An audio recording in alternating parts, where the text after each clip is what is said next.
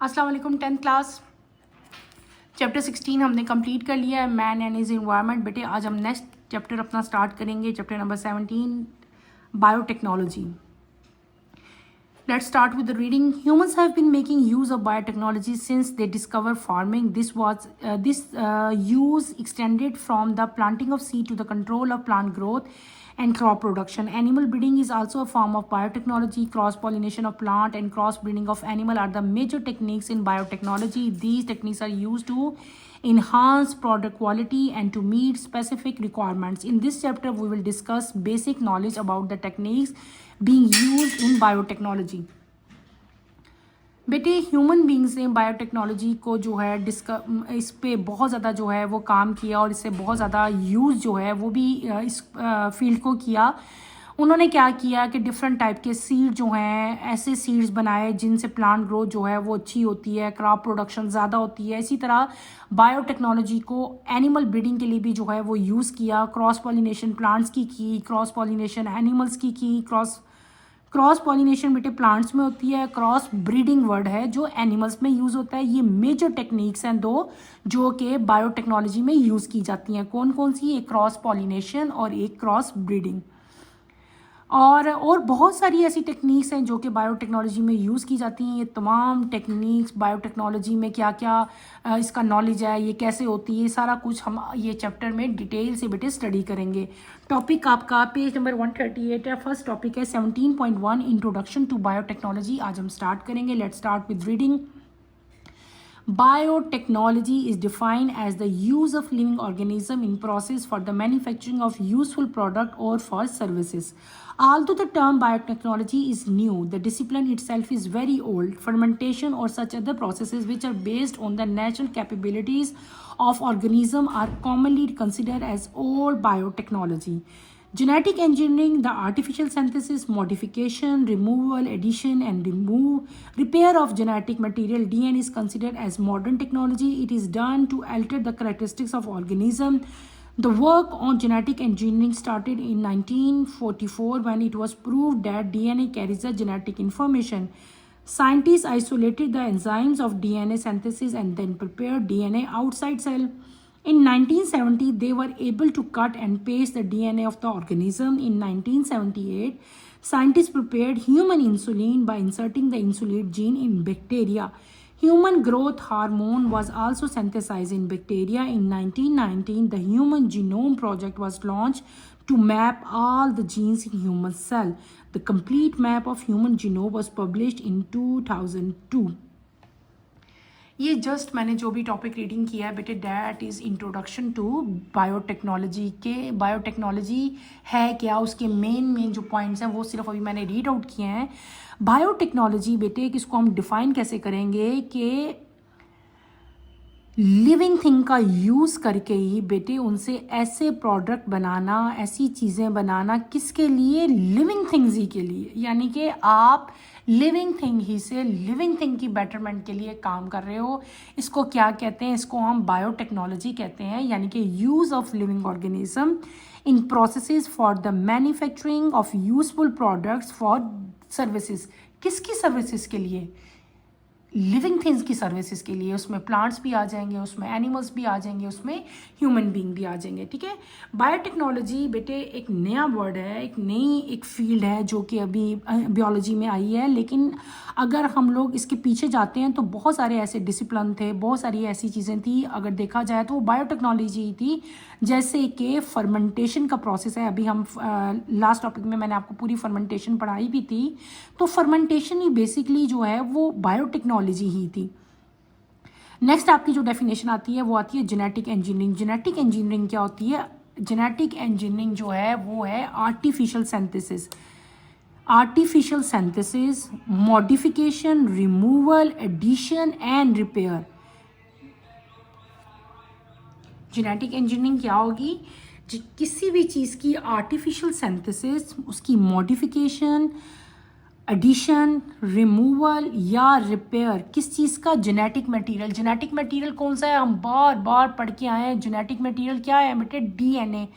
तो डीएनए की repair, DNA की एडिशन, रिमूवल, मॉडिफिकेशन, ये सब चीज़ें किस में आती हैं? ये जेनेटिक इंजीनियरिंग में आती हैं, जिसको हम लोग मॉडर्न बायोटेक्नोलॉजी भी कहते हैं, ठीक है। इससे होता क्या है, इससे जो है चेंज आ जाता है किस में? ऑर्गेनिज्म के करेक्टरिस्टिक्स में, क्योंकि हम लोग डीएनए को चेंज कर देते हैं, ठीक है, ऐसे ही है ना। जेनेटिक ये जो इंजीनियरिंग है, इसका काम जो है 1944 में बेटे स्टार्ट किया गया, ठीक है। जैसे ही जब जेनेटिक इन्फॉर्मेशन जो है डीएनए के बारे में जब मिली, तो उसके बाद जो है इसका जेनेटिक इंजीनियरिंग पे काम जो है वो शुरू हुआ। जो साइंटिस्ट हैं उन्होंने जो है एंजाइम्स जो डीएनए सिंथेसाइज कर रहे थे और जो प्रिपेयर कर रहे थे उनको आइसोलेट किया, सेपरेट किया।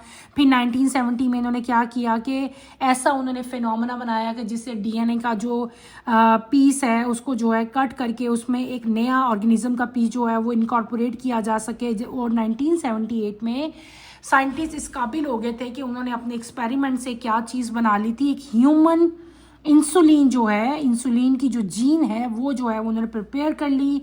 उसके बाद ये ऐसे ही काम चलता रहा, डिफरेंट एक्सपेरिमेंट होते गए। और 1990 में जो है उससे बिफोर 1990 तो इन्होंने क्या, पहले तो 1978 में इन्होंने ह्यूमन जो इंसुलिन जीन्स है वो बना लिया, ठीक है। उसके बाद क्या किया उन्होंने, जो है ह्यूमन ग्रोथ हार्मोन जो है वो भी सिंथेसाइज किए बैक्टीरिया से। और 1990 में इन्होंने एक प्रोजेक्ट लॉन्च किया, किसने? साइंटिस्ट ने बेटे, जिसमें क्या हुआ कि एक मैप लॉन्च किया गया जिसमें ह्यूमन के जो पूरी जीन्स है ह्यूमन सेल के अंदर उसका वो लॉन्च किया। आपको सारा हमें जो है हमारे पास एक रिकॉर्ड आ गया, हमारे पास इंफॉर्मेशन आ गई ह्यूमन के जीनोम सिस्टम की, ठीक है। और ये कंप्लीट मैप था ह्यूमन जीनोम, और ये पब्लिश कब हुआ था? ये पब्लिश हुआ था 2002 में। ये जो चीज़ मैंने आपको सारी बताई है बेटे, ये कंट्रीब्यूशन है, यानी कि किस किस टाइम में कौन कौन से साइंटिस्ट ने जो है जेनेटिक रिकम्बिनेशन जो है, जो बायोटेक्नोलॉजी है उसमें जो है वो क्या क्या मेन काम किए, ठीक है। यहाँ पे एक और इम्पॉर्टेंट नोट दिया हुआ है, human began using microorganisms as early as 4000 BC for making wine, vinegar, cheese, yogurt. Some of these processes have become a part of every home that we may even hesitate to refer them as biotechnology. वही जो पहले मैंने बात बताई थी कि biotechnology जो है बेटे, अभी तो ये नाम में है ना, लेकिन ये चीज़, ये जो फंक्शंस हो रहे हैं ये बहुत देर के ही हैं, बहुत अर्ली जो लाइफ थी तब से शुरू हैं। जैसे कि कॉमन एग्जांपल मैंने आपको फर्मेंटेशन बताई थी, तो यही बताया हुआ है कि ये 4000 BC से भी अर्ली बात है, जब जो लोग हैं वो वाइन, विनीगर, चीज़ और योगर्ट बना रहे थे। बेसिकली ये सारे प्रोसेस ऐसे ही हैं, सारे प्रोसेस बेसिकली अगर देखा जाए तो ये बायोटेक्नोलॉजी है, क्योंकि हम लोग लिविंग ऑर्गेनिज्म से ही सब कुछ बना रहे हैं ना। जैसे कि चीज़ है, योगर्ट है, विनीगर है, ये सब चीज़ें क्या है, ये फंगस और बैक्टीरिया ही से तो बन रही हैं, ठीक है। तो ये हमारे पास क्या आ गया था, ये जो हमने अभी पढ़ा, ये कंट्रीब्यूशन आ गई थी डिफरेंट साइंटिस्ट की टूवर्ड बायोटेक्नोलॉजी। अब हमने क्या पढ़ना है, हमने अपना अगला टॉपिक है पेज नंबर 139 पे आप आए हैं। आपका टॉपिक 17.1.1 है, scope and importance of biotechnology, कि बायोटेक्नोलॉजी का क्या स्कोप है, क्या इसकी इंपॉर्टेंस है। In the recent year biotechnology is growing as a separate science. It has attracted the attention of many intellectuals from diverse field like agriculture, medicine, microbiology and organic chemistry. The scope of biotechnology is so wide that it is difficult to recognize the limits. The following are the some areas of the application of biotechnology. Biotechnology जो बेटे है ये एक growing science है, एक separate science बन चुकी है, क्योंकि इसने बहुत सारी फील्ड्स में जो है अपना काम किया, like agriculture, medicine, microbiology, organic chemistry, हर चीज़ में बायोटेक्नोलॉजी की जो है वो काम हो रहा है हर फील्ड में, ठीक है। तो ये जो इसका स्कोप है ये बहुत वाइड है, ठीक है। उसमें से कुछ एप्लीकेशन जो है बायोटेक्नोलॉजी की वो हम अभी आज पढ़ेंगे। पहली इसका जो स्कोप है या इसकी जो इम्पोर्टेंस है वो क्या है, biotechnology in the field of medicine, कि मेडिसिन में बायोटेक्नोलॉजी की क्या इंपॉर्टेंस है, बायोटेक्नोलॉजी से मेडिसिन में हम लोग क्या जो है वो काम ले रहे हैं, ये हम अभी स्टडी करेंगे। In the field of medicine biotechnology synthesize insulin and interferon antiviral protein from bacteria and release for cell A large number of vaccines and antibodies, human growth hormone, and other medicine have been also produced. Various enzymes are being synthesized for medicinal as well as for industrial use. Gene therapy treatment through genes has become important in recent years. Biotechnology also proved much beneficial in forensic medicine. The study of DNA help in the identification of criminals. हमने अभी जो topic अभी मैंने आपको read out करके दिखाया ये है बायोटेक्नोलॉजी की मेडिसिन की फील्ड में क्या इसकी एप्लीकेशंस हैं। तो बेटे मेडिसिन में इसकी बहुत ज़्यादा एप्लीकेशंस हैं। बायोटेक्नोलॉजिस्ट ने सबसे मेन चीज़ जो सिंथेसाइज की वो क्या चीज़ है बेटे, वो है इंसुलिन। ठीक है, इंसुलिन सिंथेसाइज की और एक प्रोटीन एंटीवायरल प्रोटीन सिंथेसाइज किया जिसको हम लोग इंटरफेरॉन कहते हैं। और ये दोनों चीज़ें किससे बनी? बैक्टीरिया से बनाई। क्या क्या? इंसुलिन और इंटरफेरॉन। और ये दोनों चीज़ें बहुत इंपॉर्टेंट है, इतना ज़्यादा हेल्पफुल है ये इस फील्ड में। इंसुलिन जो है ये शुगर के पेशेंट्स के लिए बेटे बहुत ज़रूरी है। इसी तरह इंटरफेरॉन जो है ये एंटीवायरल प्रोटीन है जो कि बैक्टीरिया से बनता है और ये आगे फर्दर जो है बहुत ज़्यादा इसको जो है ह्यूमन बींग्स के लिए हेल्प मिली। फिर क्या है कि बहुत ज़्यादा वैक्सीन्स एंटीबॉडी जो हैं और ग्रोथ हार्मोन मेडिसिन जो हैं वो बायोटेक्नोलॉजी को ब्रूए कार्ड ला के जो है उससे बनाई गई हैं।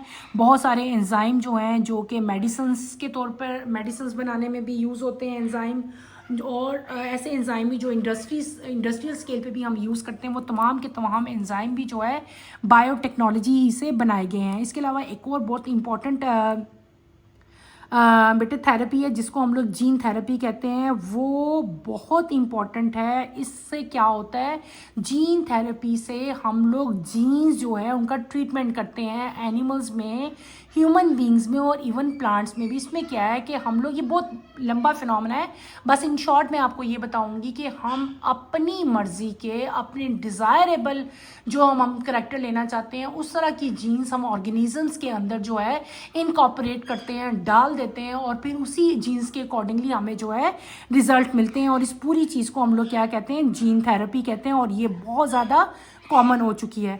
फिर आगे आपके पास आता है कि बायोटेक्नोलॉजी ने हमें फॉरेंसिक मेडिसिन, फॉरेंसिक बेसिकली होता है कि जब किसी पर्सन की जो डेथ होती है उसका डीएनए जो है वो चेक किया जाता है, पता चल जाता है कि किसके फादर थे या ये किसकी औलाद थी, या जो क्रिमिनल रिकॉर्ड हैं कि क्रिमिनल्स के जो फिंगरप्रिंट्स हैं उनको भी देख के आइडिया हो जाता है। फिंगरप्रिंट्स को चेकआउट करके बता देते हैं कि ये इसका डीएनए क्या था और ये डीएनए किस पर्सन का था। ये सारा कुछ हमें जो भी चीज़ ये मिल रही है या जो भी चीज़ की हमें आसानियाँ हैं सारी की सारी जो हैं ये किसकी वजह से नहीं है बेटे, बायोटेक्नोलॉजी की वजह से। और ये जो मैंने फॉरेंसिक मेडिसिन बताई हैं ये सारी की स्टडी क्या करते हैं ये लोग, ये साइंटिस्ट जो हैं बेटे ये डीएनए का जो स्ट्रक्चर है ना वो स्टडी करके जो है आइडेंटिफिकेशन करते हैं। ठीक है, किसी भी पर्सन को आइडेंटिफाई करना जो है वो उनका जेनेटिक मेकअप देके वो आराम से जो है इजीली हो जाता है किसी भी पर्सन को आइडेंटिफाई करना। नेक्स्ट फील्ड आपकी आती है biotechnology in the field of food and agriculture. Fermented food, for example pickle, yoghurt, malted food, powdered milk, a mixture of barley, wheat flour and whole milk. Various vitamins and dairy products are produced by using microorganisms. Wine and beer are produced in beverages industry. Biotechnology also revolutionized research activities in the area of agriculture. Transgenic organisms with modified genetic setup plants are being developed in which desirable characters are present, for example more yield and resistance against disease, insect and herbicides. Transgenic goats, chicken, cows give more food and milk. Many animals like mice, goat, cows etc have been made transgenic to get medicine through their milk, blood और urine. Biotechnology ने जो बेटे food और agriculture में भी बहुत ज़्यादा इसका स्कोप है, बहुत ज़्यादा इंपॉर्टेंस है। बायोटेक्नोलॉजी को यूज़ करते हुए हमने फर्मेंटेड फूड्स बनाई हैं। फर्मेंटेड फूड्स कौन सी होती हैं, जैसे कि पिकल, अचार, योगर्ट, दही। ठीक है, इसके अलावा माल्टेड फूड क्या होती हैं, माल्टेड फूड में आपके पास पाउडर मिल्क आ जाता है। ठीक है, बार्ले जो वीट का फ्लोर है और जो मिल्क है ये सारे के सारे आपके माल्टेड फूड में आते हैं। इसके अलावा कुछ वाइटामिन्स और डेयरी प्रोडक्ट जो हैं वो हम लोग माइक्रो ऑर्गेनिज्म की वजह से जो है बना रहे हैं। यानी कि माइक्रो ऑर्गेनिज्म में कौन कौन से आ जाएंगे हमारे पास, बैक्टीरिया और फंजाई जो हैं वो आ जाते हैं, जिनसे हम लोग चीज़ और योगर्ट बेटे बना रहे हैं।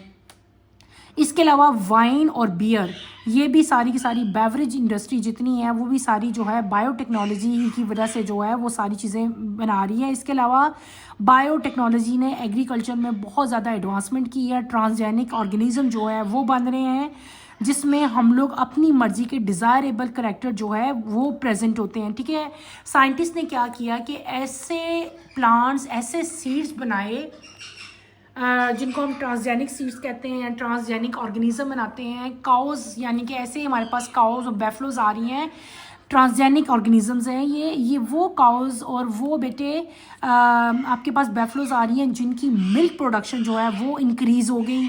इनकी जो फूड है, यानी कि हमें इनसे गोश्त भी ज़्यादा मिलता है। पोल्ट्री में भी साइंटिस्ट ने ऐसे किया कि ऐसी हैंस की जो है वो न्यू वैरायटी बनाई जो कि ज़्यादा अंडे दे रही हैं और जिनसे गोश्त भी ज़्यादा प्रोड्यूस हो रहा है। इसी तरह साइंटिस्ट ने ऐसे प्लांट्स जो हैं वो बनाए जो कि आपको कम एरिया में, कम ज़मीन पे, कम एरिया में ज़्यादा फूड दे रहे हैं। यानी कि ऐसी वीट की नई से नई सीड आ रहे हैं जो कि आपको कम स्पेस में ज़्यादा वीट देते हैं। ठीक है, ज़्यादा सीड देते हैं। और दूसरी चीज़ क्या आपको बताई मैंने कि ऐसे प्लांट्स बना रहे हैं जो कि अगर एक ही प्लांट में सपोज ऐसी एग्जांपल दे रही हूँ आपको, 200 फ्रूट लगते थे तो अब उन्होंने ऐसी वैरायटी फ्रूट की बनाई कि एक ऐसी वैरायटी है कि एक ही ट्री पे वही फ्रूट जो है वो जो पहले 100 अगर मैंगो लग रहे थे तो अब 200 मैंगोज उसके ऊपर लग रहे हैं।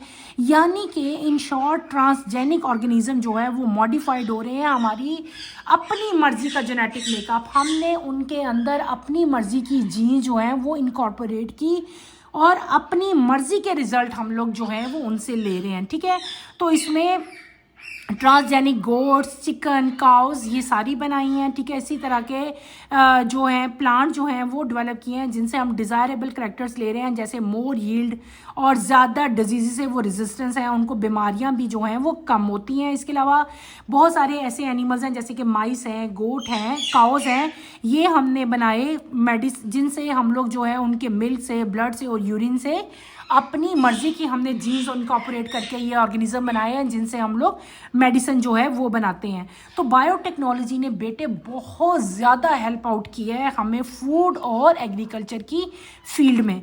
नेक्स्ट आपके पास आता है biotechnology and environment. Biotechnology is also being used for dealing with environmental issues like pollution control, development of renewable sources for energy, restoration of degraded lands and biodiversity conservation. Bacterial enzymes are used to treat sewage water to purify. Microbes are being developed to be used as biopesticides, biofertilizer, biosensor, etc. Some transgenic microorganisms are also used for the recovery of metal, cleaning of spilled oil and for many other purposes. Biotechnology and environment, हमने बेटे अपनी environment को conserve करने के लिए, pollution ख़त्म करने के लिए, वाटर पोल्यूशन को ख़त्म करने के लिए हमने बायोटेक्नोलॉजी से बहुत हेल्प ली। हमने क्या किया, ऐसी चीज़ें, ऐसी जीन्स, ऐसे माइक्रो ऑर्गेनिज्म डेवलप किए कि हम लोग अपने जो रीन्यूएबल रिसोर्सेज थे उनको कंजर्व कर सकें, महफूज कर सकें। हमने ऐसे बैक्टीरियल एंजाइम साइंटिस्ट ने बनाए जो कि जो वेस्ट था, जो सीवेज वाटर था, उसके अंदर वो माइक्रोब्स हमने डाले जिसकी वजह से सीवेज वाटर जो है उसको प्योरीफाई वाटर में जो है वो चेंज किया गया। माइक्रोब जो हैं हमने ऐसे माइक्रोब्स बनाए जो कि बायोपेस्टिसाइड्स थे, बायो फर्टिलाइज़र थे और बायो सेंसर्स के तौर पर यूज़ हो रहे थे। आपको पता है ना कि कुछ पेस्टिसाइड्स ऐसे होते हैं जो डेंजरस होते हैं। पेस्टिसाइड्स तो वो हैं, उनसे काम तो हो रहा है, लेकिन वो क्या चीज़ है, वो डेंजरस है। लेकिन जब हमने बायोटेक्नोलॉजी की वजह से हमने क्या किया, हमने बायो पेस्टिसाइड्स बना लिए। बायो पेस्टिसाइड जो हैं ये डेंजरस नहीं होते। इसी तरह हमने ऐसे फर्टिलाइज़र बनाए जो कि हमारी हेल्थ के लिए, ह्यूमन बीइंग की हेल्थ के लिए जो है वो डेंजरस नहीं थे, उनको हमने बायो फर्टिलाइज़र का नाम दिया। इसके अलावा हमने ट्रांसजेनिक माइक्रो ऑर्गेनिज्म जो है साइंटिस्ट ने बनाए जिनसे क्या किया गया था, मेटल्स की रिकवरिंग की गई, स्पिल्ड ऑयल जो था उसको क्लीन किया गया और बहुत सारे और दूसरे कामों के लिए भी इन माइक्रो ऑर्गेनिज्म से काम लिया गया। ये जो माइक्रो ऑर्गेनिज्म थे ना बेटे, माइक्रो ऑर्गेनिज्म में बैक्टीरिया, फंजाई, डिफरेंट तरह के प्रोटोजोन आ रहे थे। ये तमाम के तमाम माइक्रो ऑर्गेनिज्म ये वो थे जिनको साइंटिस्ट ने अपनी मर्जी की जीन्स जो है इनके अंदर इनकॉर्पोरेट की हुई थी, डाली हुई थी। जिस तरह का स्पेसिफिक रिजल्ट उनको चाहिए था ना, वो वाली जीन्स जो थी वो उन माइक्रो ऑर्गेनिज्म के अंदर थी। तो बायोटेक्नोलॉजी से इन्वायरमेंट को कंजर्व करने में भी बहुत ज़्यादा हेल्प मिलती है। Fears are also being expressed about the advance in biotechnology in terms of release of harmful organisms developed through recombinant DNA technology. इस छोटे से नोट में ये भी चीज़ आपको बताई है कि बायोटेक्नोलॉजी जहाँ हमें बहुत ज़्यादा हेल्प आउट कर रही है, वहाँ पे हमें इससे कुछ ख़तरात भी लाक हैं कि हार्मफुल ऑर्गेनिज़म जो है वो भी जो है इनसे जो है एडवांस जिस तरह बायोटेक्नोलॉजी के अंदर बेटे एडवांसमेंट आती आ रही है ना, इससे जो है वो डेंजरस इम्पैक्ट भी आ सकते हैं। जैसे कि आपको शायद आपने कभी सुना हो कि बायोटेक्नोलॉजी से साइंटिस्ट ने ना एनिमल्स की जो है वो मल्टीपल कॉपीज़ बनाई, ठीक है, ऐसी अपनी मर्ज़ी की डिज़ायर करेक्टर वाली कॉपीज़ बनाई। फिर इन्होंने अपनी मर्ज़ी के एनिमल्स भी प्रोड्यूस कर लिए, ठीक है, क्रॉस ब्रीडिंग से, जैसे कि म्यूल है या और 2-3 ऑर्गेनिज्म है। लेकिन अब क्या था कि अगर ये अभी तो बैन है ना इस चीज़ पे कि अपनी मर्ज़ी के ह्यूमन बीइंग जो है वो बायोटेक्नोलॉजी से साइंटिस्ट नहीं डेवलप करे, लेकिन अगर भी करना शुरू हो गए तो ये बहुत ज़्यादा नुकसानदेह भी जो है इंसान के लिए हो सकता है। यानी कि हर चीज़ के जहाँ पे फ़ायदे हैं तो उसके कोई ना कोई जो है वो नुकसान भी होते हैं। तो बायोटेक्नोलॉजी के बारे में ये भी सोचा जा रहा है कि बायोटेक्नोलॉजी के जहाँ पे इतने ज़्यादा इसके अच्छे असरात हैं, तो बेटे ऐसा ना हो कि आने वाले वक्तों में बायोटेक्नोलॉजी जो है, जो रिकॉम्बिनेंट डीएनए टेक्नोलॉजी है ना, तो इससे कोई ना कोई जो है वो बैड इम्पैक्ट ना आना शुरू हो जाए, ठीक है। In term of release of harmful organism, यानी कि अगर हम लोग अपनी मर्जी से अपनी डिज़ायर जीन्स डाल के एक गुड चीज़ें भी बना रहे हैं, गुड माइक्रो ऑर्गेनिज्म बना रहे हैं, अच्छे माइक्रो ऑर्गेनिज्म या अच्छी सीड बना रहे हैं, तो यही ना हो कि इसके से जो है हार्मफुल ऑर्गेनिज्म भी जो है वो डेवलप होना शुरू हो जाए। आज के टॉपिक के लिए बेटे इतना ही है। सिर्फ और सिर्फ आपने बायोटेक्नोलॉजी की डेफिनेशन करनी है, जेनेटिक इंजीनियरिंग की डेफिनेशन करनी है, और साथ आपने इसकी इंपॉर्टेंस पढ़ के आनी है। इंपॉर्टेंस में मैंने आपको 3 पॉइंट्स पढ़ाए हैं, इनको आपने अच्छी तरह स्टडी करना है। इंशाल्लाह नेक्स्ट लेक्चर में मैं आपको फर्मेंटेशन स्टार्ट करूंगी। नेक्स्ट स्टेप की नोटिफिकेशन के लिए और सब्सक्रिप्शन के लिए आप चैनल को सब्सक्राइब करें, लाइक करें और शेयर करें। इसके साथ ही बेटे यहीं पे मैं अपना टॉपिक एंड करती हूँ। अल्लाह हाफिज़ 10th क्लास।